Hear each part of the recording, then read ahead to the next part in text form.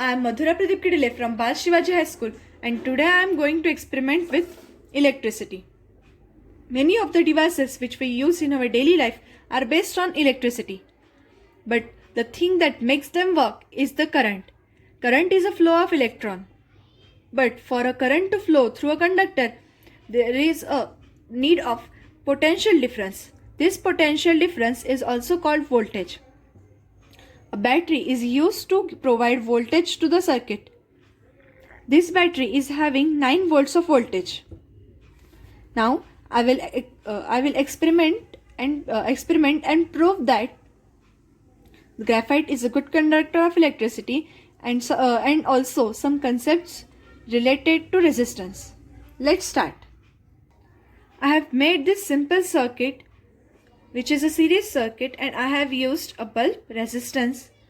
Now I will connect both of these battery terminals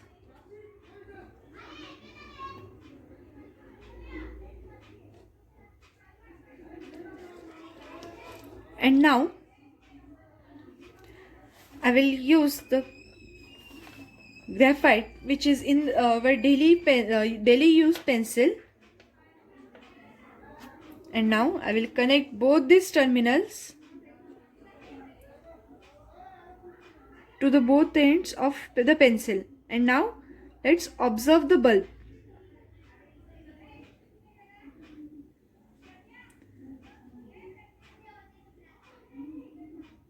When I properly connect the pencil to these jumpers, then the bulb glows.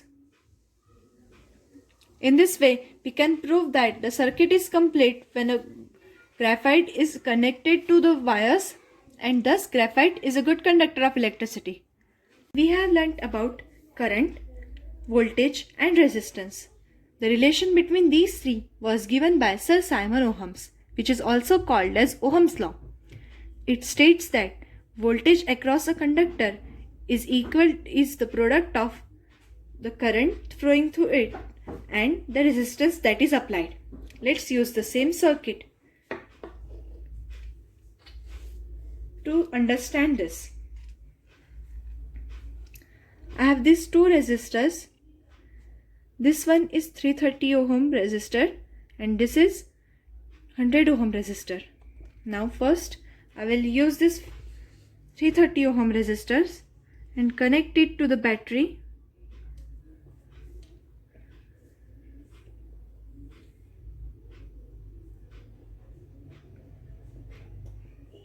Now I will attach both of these jumpers and we can see that the bulb is glowing when I connect these two jumpers.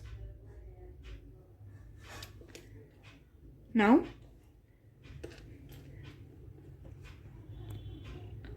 I will switch to another resistance, which is 100 ohm. I will connect it to the circuit.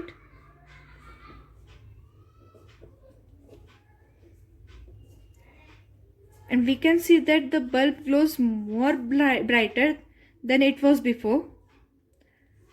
This is because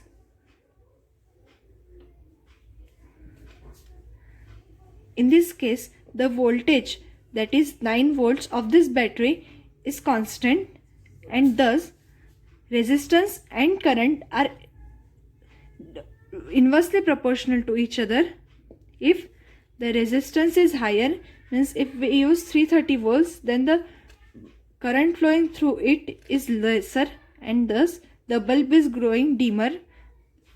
But when I connect a 100 ohm resistor, then the resistance is lower and thus the current flowing through it is higher and the bulb glows very brightly.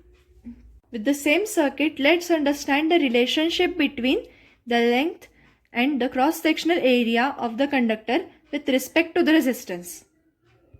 I will use the same circuit, but I have made these 2 marks from a graphite pencil on the paper. This is having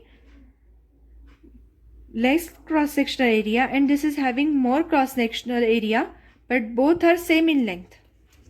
Now I will connect both the jumpers to this conductor having less area, then we can see that the bulb is not glowing. But when I connect the same jumpers to this conductor having more area, then we can see that the bulb glows with a slight brightness. This is because the cross-sectional area and the resistance are inversely proportional. When the cross-sectional area is less, then the resistance is more and the bulb thus glows with no glow. And when the cross-sectional area is more, then the bulb has low resistance and it glows brighter than it glowed before. Now let's understand the relationship between the length and the resistance.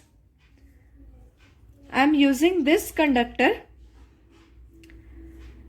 When I connect both the terminals at far ends, then the bulb doesn't glow, but as I go decreasing the resistance, we can see the bulb is glowing with more and more brightness. As I decrease the distance,